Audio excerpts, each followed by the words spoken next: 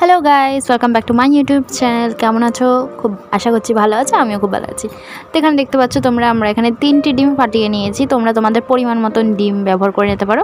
তো এখানে স্বাদ মতন একটু লবণ ব্যবহার করা হচ্ছে, এরপর হচ্ছে হলুদ ব্যবহার করা হচ্ছে, তারপর হচ্ছে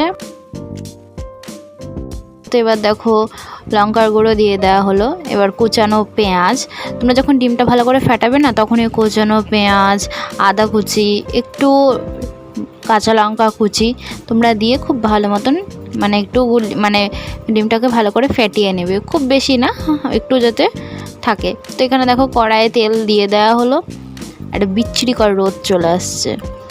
তো এরপর হচ্ছে সেই ডিমটার তোমরা দেখতেই পেলে যে পাউরুটিটাকে সেই ডিমের মধ্যে চুবিয়ে নিয়ে কিন্তু তেলে ছাড়া হলো। তোমরা এইভাবে করবে, এইভাবে দেখবে ভালো হবে। দেন পাউরুটি দিয়ে তার উপরে ডিম, ওটার থেকে না এটা দেখবে খেতে অনেক টেস্টি হয়। গরম গরম খেয়ে দেখবে অনেক ভালো লাগে। তো দেখো এইভাবে তোমরা এইভাবে একটু ডিম টোস্ট বানিয়ে দেখো, আশা করছি ভালো লাগবে। উল্টে পাল্টে ভেজে নিচ্ছে।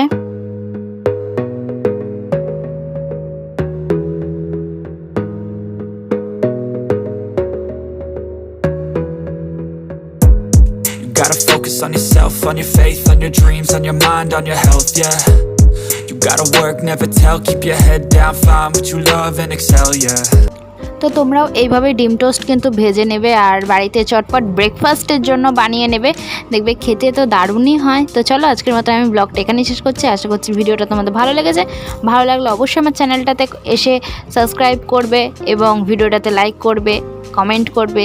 তো চলো আজকের মতন টাটা, বাই বাই। দেখা হচ্ছে নেক্সট কোনো রেসিপি ব্লগে। সবাই ভালো থেকো, সুস্থ থেকো।